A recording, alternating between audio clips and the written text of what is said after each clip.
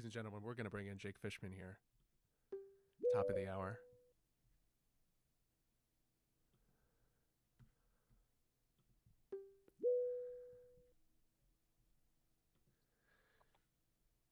Mr. Fishman, can you hear me? I can. Can you hear me? I can. This is a first here for Awesome. us. You are, as I mentioned before, currently live. Our stream, currently small but mighty.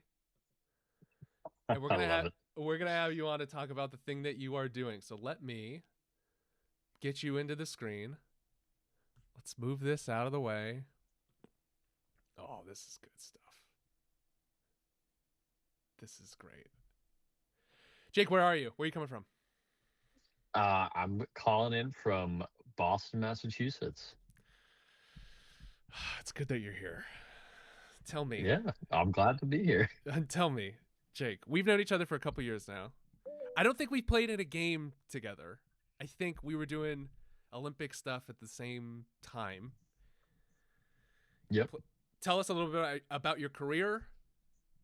Tell us how this whole pitch tracking from your phone thing started. Tell me more about it. Yeah, absolutely. So I originally was drafted by the Blue Jays in 2016, and I was drafted out of Union College, small D3 school in upstate New York, and worked my way through the minor leagues over the course of 8 years, um, which is quite a long time.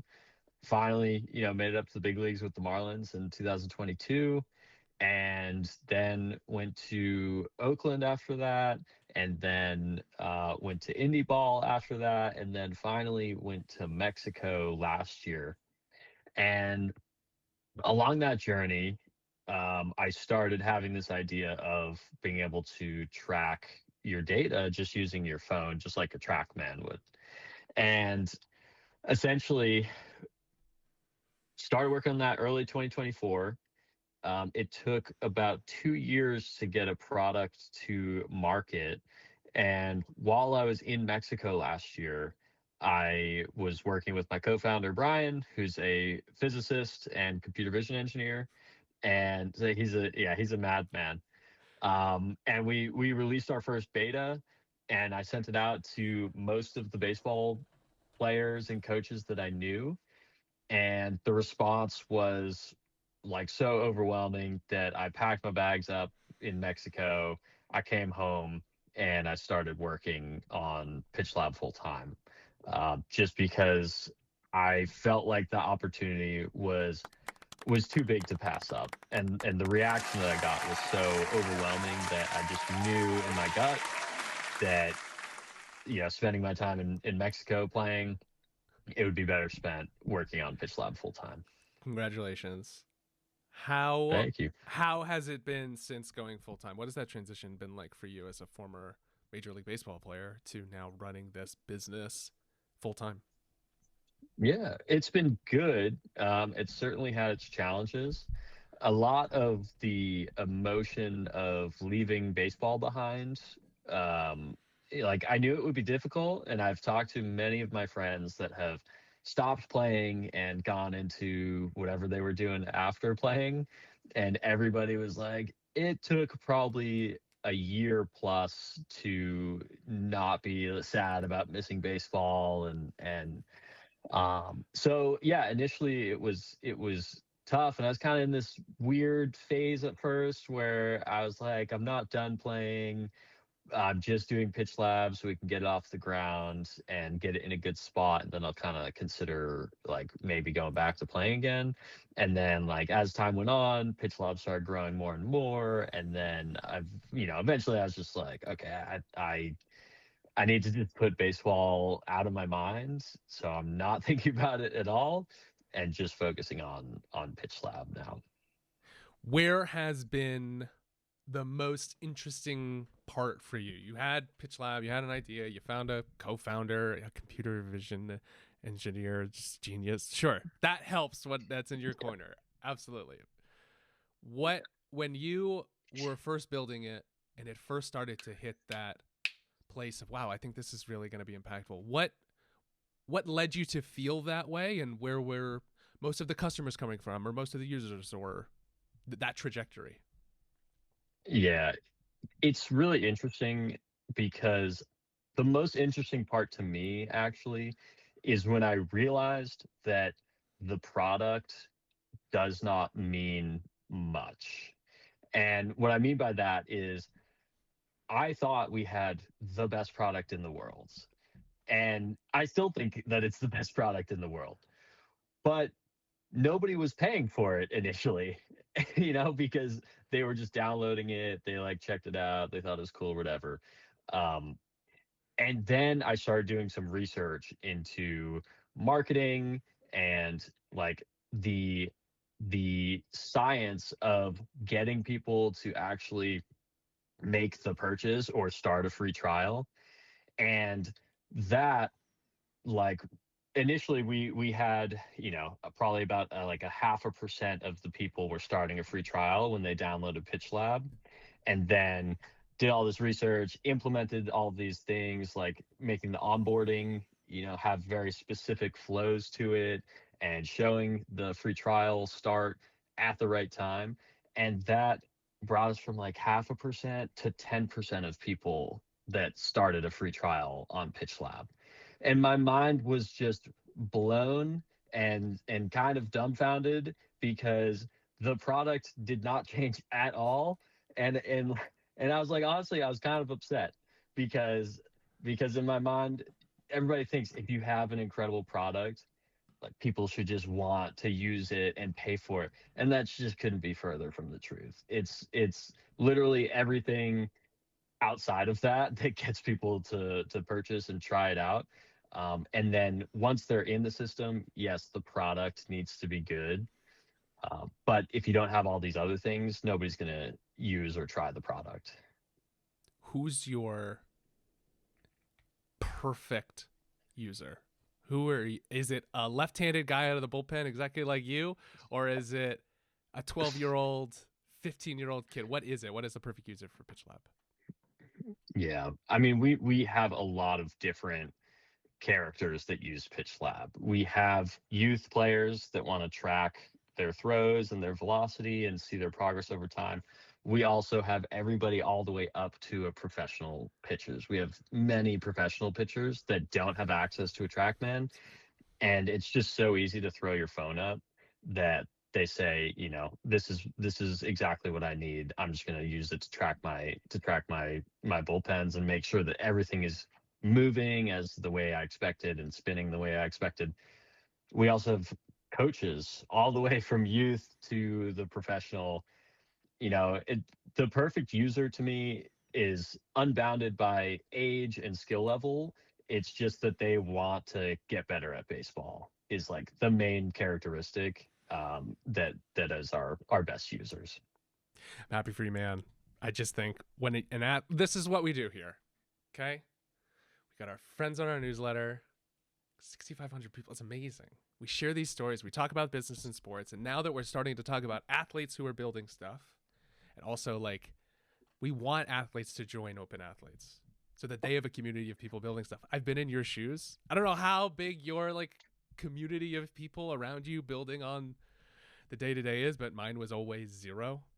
And if there was somebody, it's somebody who like didn't transition from being a professional athlete to building a business. They are much different. What is the community that you have built around you so that you stay sane and that you get the advice and support that you need? Yeah, it's interesting because throughout the course of my playing time, I always had kind of these side projects that I was working on and side businesses, and in my opinion that was how people were able to survive in the minor leagues, because obviously we weren't getting paid much of anything, so you have to support yourself. And some people go get normal jobs on the side, and I kind of felt like I had more of the entrepreneurial style. And so I would tend to latch on to people in the minor league system that were doing similar things and had that kind of entrepreneurial spirit. And since I've left baseball, I've found some mentors that I really appreciate that are also building or have built in the past, their own companies. And So that's kind of how I stay sane and get the advice that I'm looking for, because they've done very similar things to what I'm currently doing and trying to build and grow everything. Um, but yeah, it can be challenging because obviously you just left baseball and you don't know anybody. Like, so just trying to find some connections any way that you can.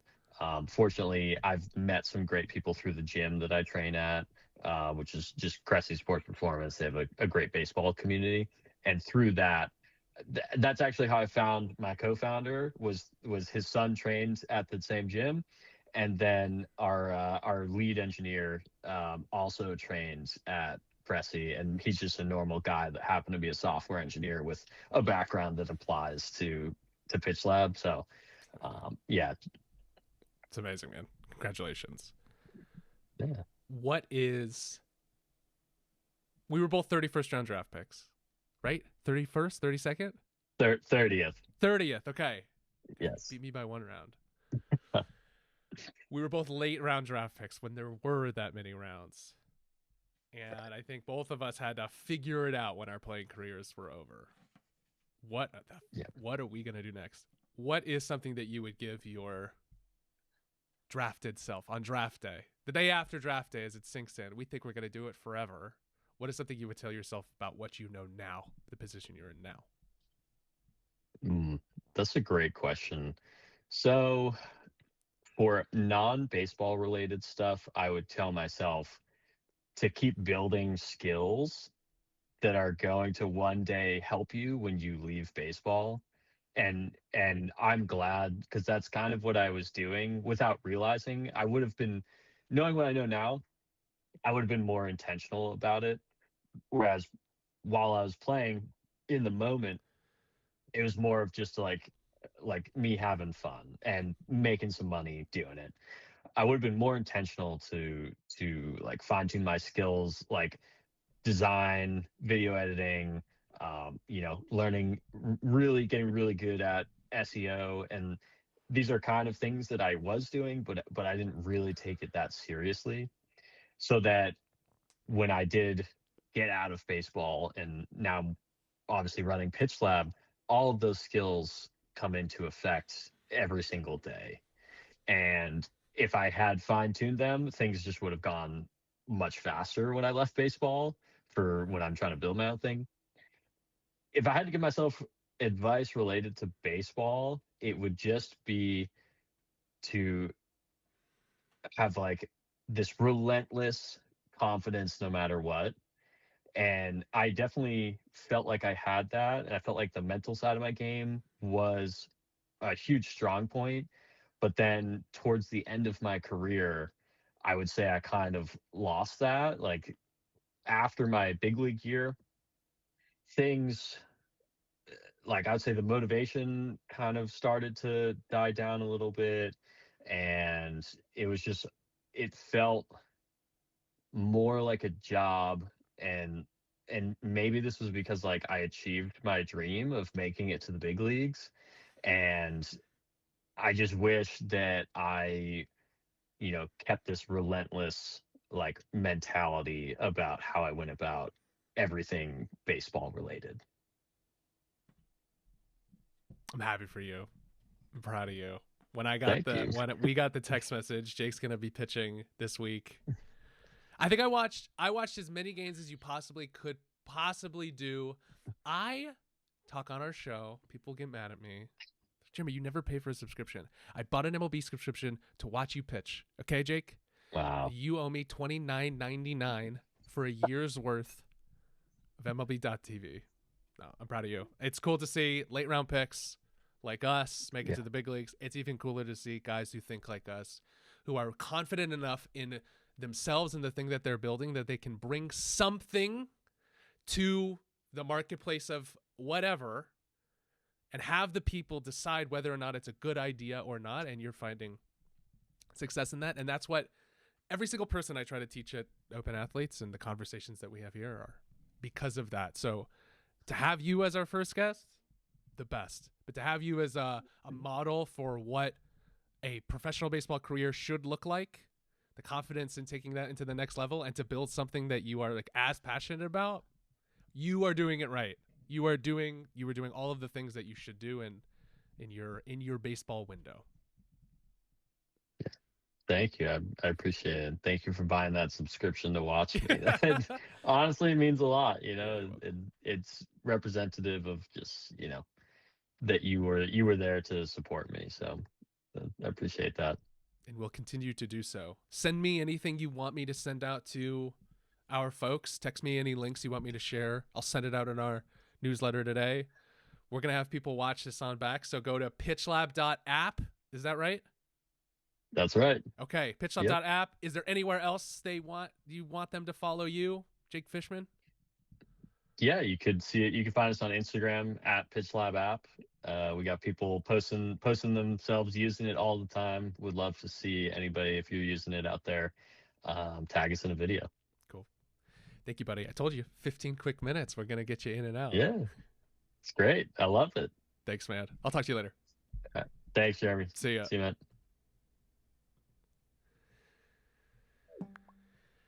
That's how we're going to do it here, folks. That's how we're going to run our interviews. Quick and easy. Some might go longer. Jake, a tight 15? Heck yes. That's everything that I want to teach to athletes who are watching the show. Certainly. Current, former minor league, major league athlete. Follow your passion. Follow the thing that you think can solve a problem. If it's in baseball, he's an expert in pitching. He was a major league professional baseball player and nasty. Like lefty down here, nasty. But he's a good dude who had an idea. You also might be a professional baseball player, might be a professional football player who's like, we need to have the same type of thing for offensive linemen. We might need to have the same type of thing for cornerbacks, point guards, whatever it might be. Number one, come to Open Athletes because we'll help you build it. You get a community that will include Jake, either as a mentor, if he has the time. He's running a really cool and successful business. Or to do a one-off Q&A event. The question I asked him was, how do you translate the thing that you did in sports to running a business? Well, being a left-handed pitcher is not going to teach you about the accounting, but it's going to teach you about the grit to just come out and just do the thing every single day. And to commit yourself to something that's as important, if not more important, than the thing that you're actually building, is the conviction that it's the right thing to build at the right time. And the conviction to know, how do I need to pivot? He said this product was really good, but people weren't using it. So he studied how to make it more exclusive, how to make it more luxury, how to make it more valuable. More people started using it when he put up a paywall.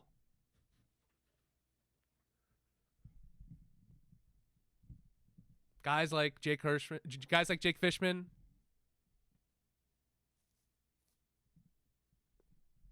athletes who are actually building something on the ground, actually building a product, can teach you so much about what it's like to play during your career with an idea, with an interest to do something next. But also what it's like to transition into something and find that passion, find that drive elsewhere.